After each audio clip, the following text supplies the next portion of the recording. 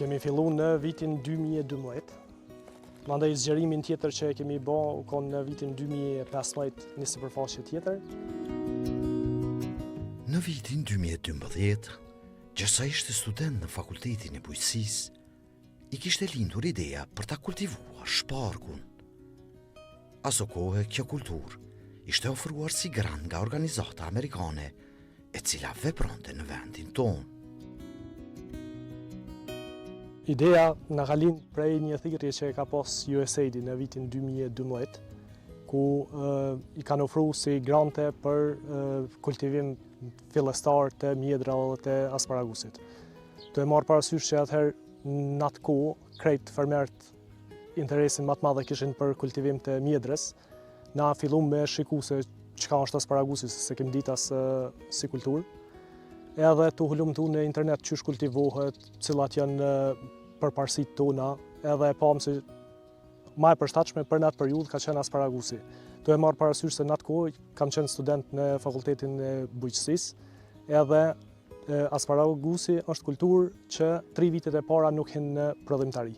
Do me thonë mbjellet, duhet me kultivu vit për vit, ditë për ditë besa, edhe mu kujdes për të 3 vite që derisa të hin në prodhimtari, dhe ajo na u përshtat që në momentin që e përfundoj studimet në Fakultetin e Bujqësisë me vazhdu me punë më intenzive edhe mu marrë edhe me treg me kulturën e asparagusit. Edhe aty vendosem për asparag. Alkentaj Sylaj, nga fshati Lluj i komunës së Stogut, fillimisht kishte kultivuar 1 hektar me shparg. Fillimisht i kemi mbjell 1 hektar.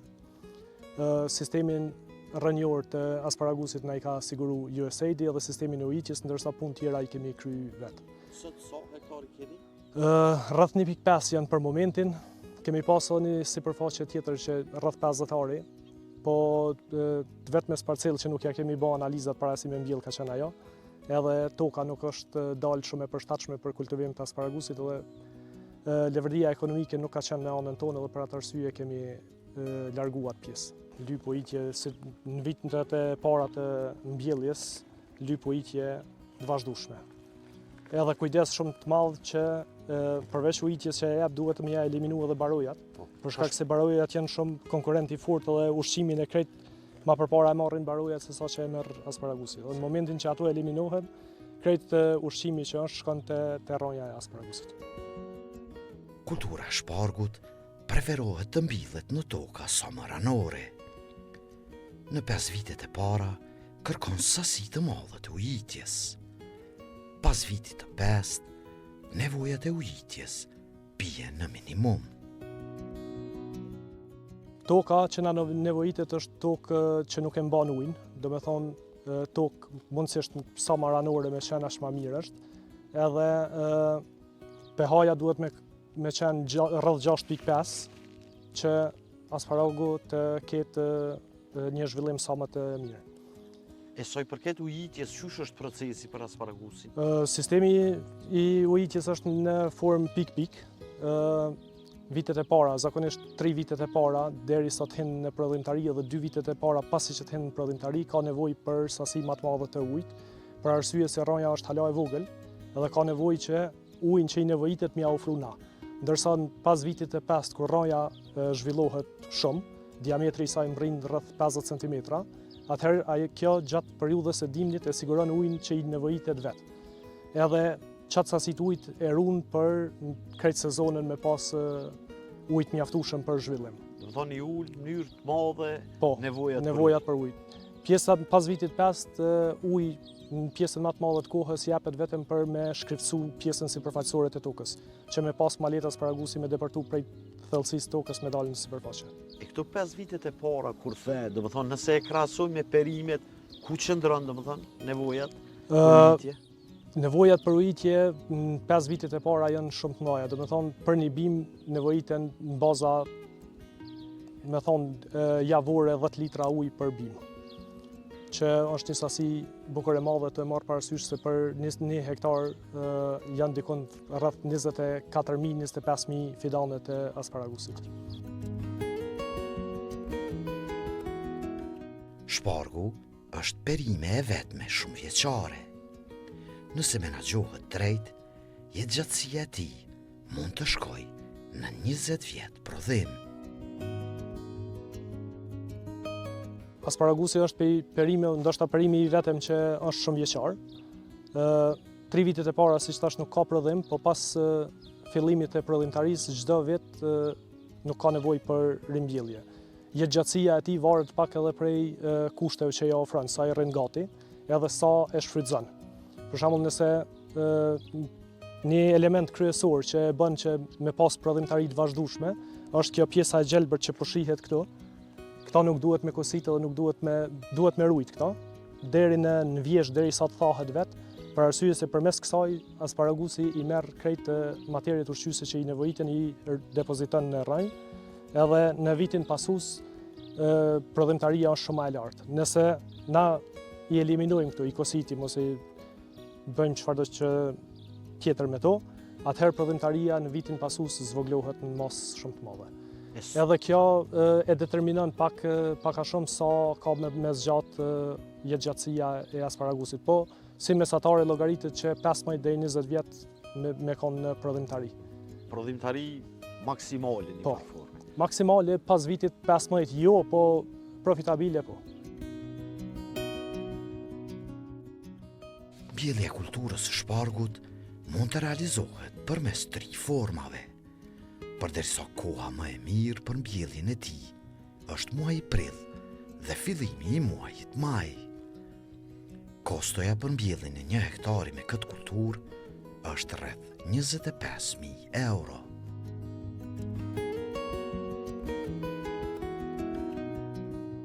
Mbjellja ma e mirë dhe ma e suksesshme është me rrënjë. Do të thonë, i mbjell farat në pranverë, kujdesesh për to, i lënë mu zhvillu një vit deri në pranverën e ardhshme. Në pranverën e ardhshme ato rrënjë nxerren prej toke edhe vendosen në plantacion ku don mi pas për afat gjatë. Mënyra tjetër është direkt me fara. Është mënyrë e mirë, po jo shumë e suksesshme për arsye se derisa të mbin fara i don minimum 5 javë. Tash për 5 javë barojat lulëzojnë edhe nuk mundesh me gjetë sfidanin e asparagusit. Edhe metoda tjetër është mi mbjell farat në module, mu kujdes për to derisa të zhvillohet mjaftueshëm sistemi rrënjor edhe pastaj mi vendos në sipërfaqe. Po mbjellja më e suksesshme është me rrënjë. Edhe ajo hyn prodhim shumë më shpejt se sa 2 metoda tjera. A ka fidane për shitje këtu të asparagusit? Këtë vit jo shumë, po viteve tjera kemi pas. Do të thonë ju jeni ata që i shitni një forme. I importojmë farat, mandej prej aty në fara i përgazilisim në module rrënjt edhe ato i kemi shit. A është e kushtueshme fidani i asparagusit? Dikon për 1 hektar veç që farat kushtojnë rreth 10.000 euro. Rreth 10.000 euro kushtojnë? Po, vetëm farat. Pa e llogarit pjesën tjetër të punës ose E si fidane, sa mund me kushtu nëse i blen si fidane? Nëse i blen si fidane, do me thonë 1,5 euro është fidani. Fidani. Po. Nëse krahasohet për 1 hektar, sa të bjen, do të thonë me bu? 25.000. 25.000 euro kushton. Po. 1 hektar me këtë kulturë mund të prodhoj deri në 3.000 kg rendiment. Edhe kjo varet me sa i kushton kujdes, po dikon 2.000 deri në 3.000 kg për hektar sillet rendimenti. Kjo është maksimumi? Maksimumi që arrihet në Kosovë. Vendet tjera e kanë rendimentin shumë më të lartë, po cilësia është më e dobët. Te na cilësia është top, po rendimenti është pak më i vogël. Pse po ndodh kjo? Për shkak? Ndodh për shkak pjesa më e madhe lidhet me ngricat e hershme pranverore që janë, se aty dëmtohet një pjesë e madhe e prodhimtarisë. Do me thonë, nëse ka brym në fillim të muajit prill, qysh po din vit për vit me pas, krejt rendimenti çka është në atë periudhë për rreth 2 javë prishet komplet. Edhe ajo ndikon që rendimenti me kom shumë më i ulët. Nëse nuk kishin ndodhur këtu, 2 fishi kish mujt me u arrit apo? Edhe 1.000 kg ekstra pa problem. Kontratë për shitjet krejt sasisë nuk kemi me kërkon, po problem nuk kemi për me shit, se bashkëpunojmë me një pjesë të madhe të restoranteve dhe të pikave të shitjes pemëve perime. Kemi pas edhe shitje direkt të konsumatorët, po këtë vit pak e kemi reduktuar pjesë. Çmimi për kilogram është 7 euro dhe shitjen na thot Alkendi se e ka të garantuar. Çmimi po varion edhe prej faktorëve tjerë, po për këtë vit rreth 7 euro për kilogram sillet. Qysh e kryeni shitjen? A keni problem me shitjen? Shitjen jo, nuk kemi problem. Në fillim kur kemi fillu për herë të parë kur kemi dalë në treg, edhe 3 vitet e para të prodhimtarisë kemi pas probleme të mëdha me shitje, se konsumi u kon shumë më i vogël, derisa me marketing edhe me promovim që kemi arrit që me fut në treg tash mjaftueshëm.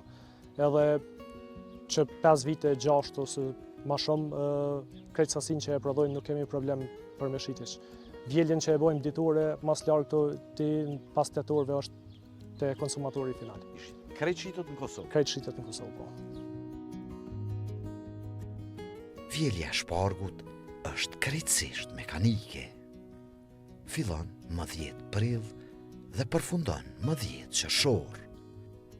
Realizohet në baza ditore. Vjelja është krejt mekanike, duhet me dorë me hi me vjel, me thik, me prej. Vjelja bëhet në baza ditore, do me thonë, kur është prodhimtaria në sezona e prodhimit, do me thonë prej 10 prillit, aty dikon fillon tamam në prodhimtari, prej 10 prillit deri në 10 qershor çdo ditë duhet me vjel. Edhe kjo është pjesa që na merr më shumë të kohë dhe energji për me realizu vjeljen. Apo keni fuqi punëtore? Në baza familjare e bojmë, nuk kemi punëtor tjerë të angazhuar për arsye se tash është shumë problem me gjithë punëtor që edhe po dojnë me bë këtë punë edhe që nuk po shohin levardi, edhe pse pagesa besoj që është e mirë, po interesi është i vogël.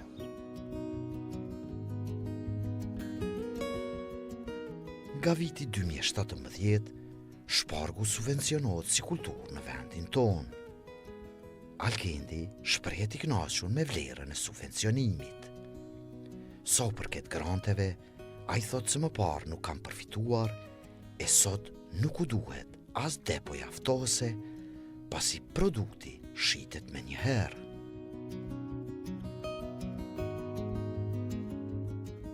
Të kënaqur jemi, po.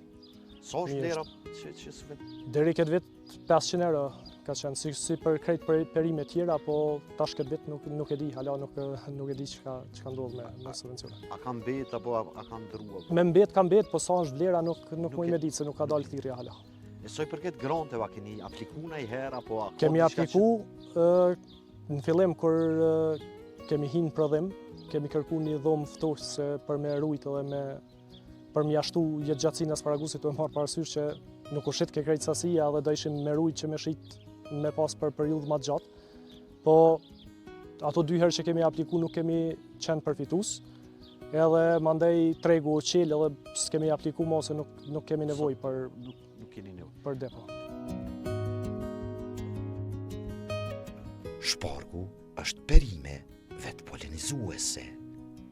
Bimët mashkullore duhet të menaxhohen drejt, pasi mund të ndikojnë në prodhimtarinë e bimës.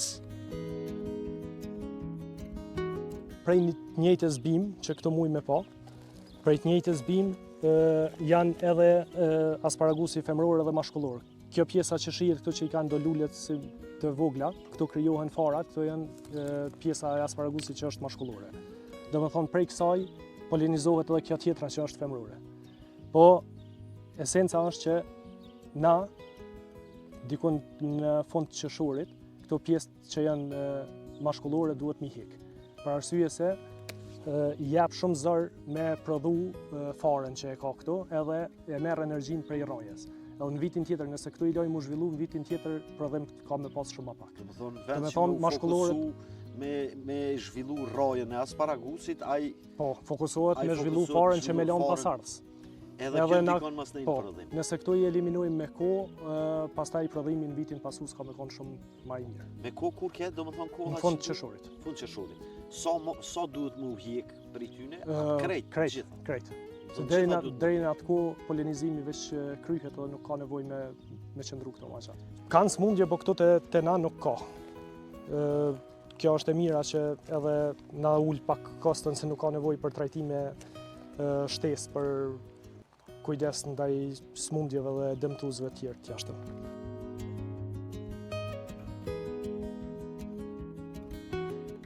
Sa përket sëmundjeve, kjo perime preket më së tepërmi nga kalvëzimi i rënjes. Por, fatmirësisht, në hapësirat ku i ka kultivuar alkendi, nuk ka rrezik nga kjo sëmundje.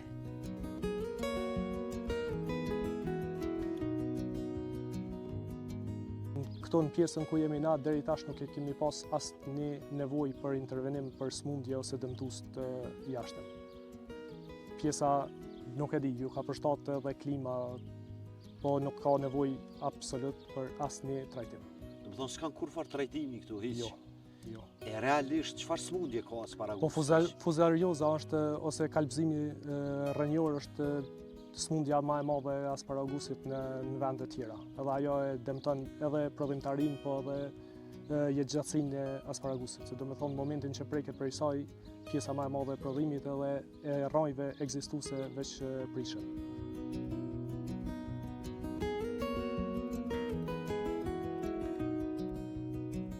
Në vendin tonë, me këto perime, janë të mbjella 5 hektar tokë.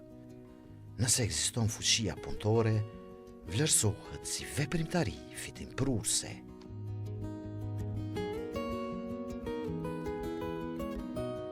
Fillimisht janë mbjell rreth 12 hektar në vitin 2012 kur ka qenë thirrja e USAID-it.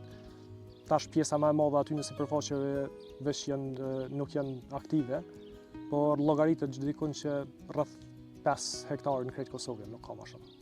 Si veprimtaria, a është fitimprurse, a ja u kështë sugjeruar Po, të tjerëve? fitimprurse është për ata që kanë fuqi punëtore. Përndryshe nëse ka nevojë me angazhu punëtor të jashtëm,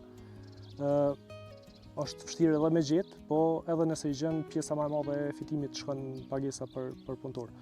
Që është e mirë nëse e ki punëtorin që punon, ajo levardia ekonomike ekziston, është e dyanshme, po nëse i ki punëtor që janë familjarë është shumë më mirë, se çato pjesë monetare që e fiton mbetet brenda familjes. Ju thatë që i keni dikun 1 hektar e gjysmë Po, për momentin. po. A planifikoni me i shtu hapësinën apo me mbet këtu? Për momentin jo, për arsye se nuk mujnë me mrri sipërfaqe më të madhe me menaxhu, me Për shkak të vjen, fuqisë po, punëtore. për shkak të fuqisë punëtore. Po ajo çka kemi bërë këtë vit, është që prodhuesve tjerë që janë të asparagusit, ja u kemi ble sasin, edhe e kemi shpërndarë te konsumatorët tonë.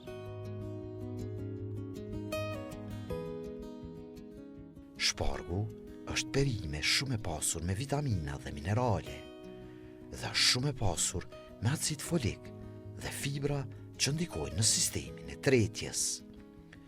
Vlerësohet si pastrues i madh i toksinave në organizmin e njeriut. Sasia e konsumit dallon varësisht moshës. Konsumohet si i freskët, i zier apo i pjekur.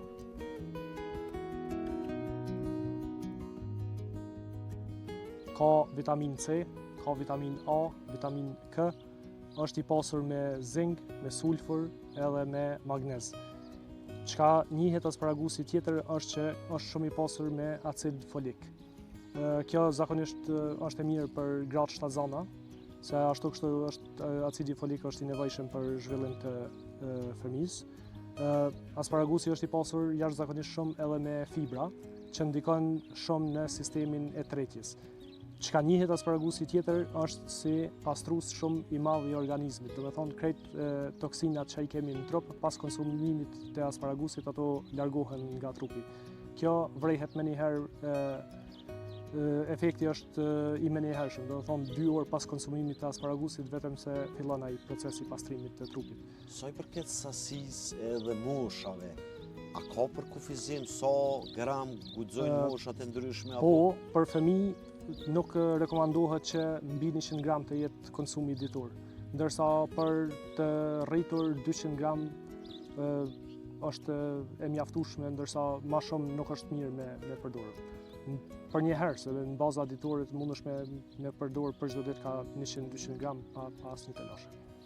Do të thonë, marrana 24 orë, Brana 200 24 gram orëve deri në 200 gram për të rritun. Për të rritun, po. E për fëmijët është 100 gram. 100. Çush bëhet përgatitja e këtyna?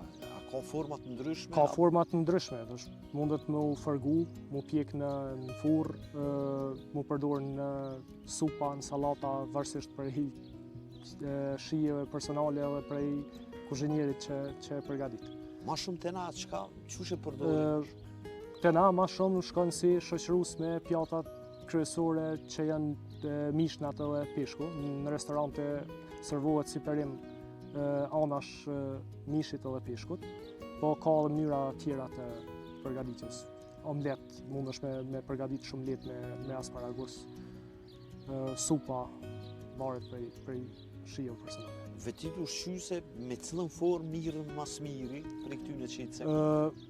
E mira asparagusit është që nuk ka nevojë për kohë të gjatë me u përgatit. Edhe krejt vetit ushqyse që i ka i ruan, edhe pas përgatitjes. Do me thonë edhe pavarësisht prej formës përgatitjes, vlerat ushqyse nuk i ndryshojnë. Do me thonë, mundet mu konsumu edhe kështu, i frest pa përgatitje fare, po edhe nëse përgatitet nuk i humb vetit ushqyse që i ka. Sa kohë i vjen mu përgatit? 5 deri në 7 minuta është koha e mjaftueshme për përgatitje të asparagusit. Nuk ka nevojë për ma gjatë. Po mund më përdor edhe Po. hiç pa e përgatit? Mundet edhe hiç pa u përgatit. Si perin mu?